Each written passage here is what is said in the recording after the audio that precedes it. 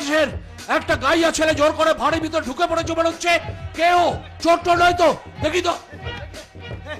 ও চোর আছে বাবু। আমি চোর নই। এই আদমিকে আপনি বিশ্বাস করবেন না। ঠিক আছে, ঠিক আছে, তুই যা, আমি দেখছি। আমি চোর নই, বিশ্বাস এই কি চাই তোমার? জোর করে বাড়ির ভিতর ঢুকে পড়লে কেন? কি হলো, উত্তর দাও। আমি জোর করে ঢুকিনি, আসলে এই ঠিকানাটা খুঁজতে খুঁজতে এখানে চলে এসেছি। এটা তো আমার বাড়ির ঠিকানা, তা তুমি এটা পেলে কোথা থেকে? আমার বন্ধু দীপঙ্কর দিয়েছে। তার মানে তুমি সেই গায়ক বিজয়, তবে আমি এখনো পুরোপুরি গায়ক হয়ে উঠতে পারিনি, আমার প্রণাম নেবেন। ঠিক আছে, ঠিক আছে, কিন্তু তুমি একজন এরকম সাধারণ মানুষ হয়ে কলকাতার বড় বড় স্টেজে গান গাইছো, দেখে তো মনে হচ্ছে তুমি কলকাতার আদব কায়দা কিছুই জানো না, অথচ বড় বড় স্টেজে ফাংশন করছো। অবাক ব্যাপার। অসুবিধা হয় না জানেন তো, অসুবিধা হয় না, আমি আমার গুরুজির সঙ্গে কলকাতায় যাতায়াত করি তো, তাই কোনো সমস্যা হয় না। তাই বলো। তা তুমি কি জানো তুমি এখানে কিসের জন্য এসেছো? কলকাতার একটা বড় লোকের মেয়েকে গান শেখাতে।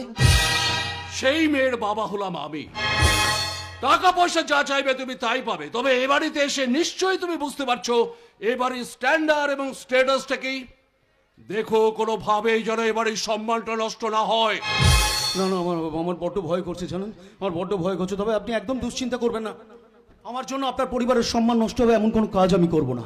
তবে অপরাধ নেবেন না, আমি না আপনার এই সুসজ্জিত রাজপ্রাসাদে আসতে চাইনি। আমি আমার গ্রামের বাড়িতেই ভালো ছিলাম। তুলসী মঞ্চ, মাটির উঠোন, জানেন, খড়ের চাল দেওয়া ঘর আমার। আমি না গাছের গুড়ির মধ্যে বসে বসে আপন মনে বাঁশি বাজাই। ভোরবেলা আধার ভেঙে যখন সূর্যের আলো নদীর জলের ওপর পড়ে, আমি তখন পুবের বাতাস সারা শরীরে গায়ে মেখে আপন মনে গেয়ে উঠতাম।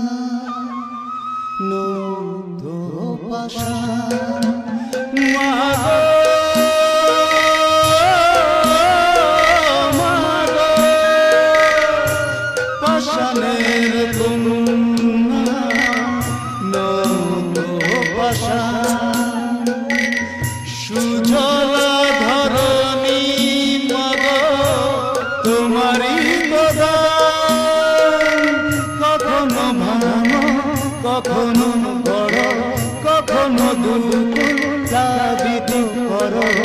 তুমি শেখাও জীবন চলে জোয়ার ভাটার সঙ্গে। পতিত পাবনি গঙ্গে, পতিত পাবনি গঙ্গে, শান্তি দায়নি গঙ্গে।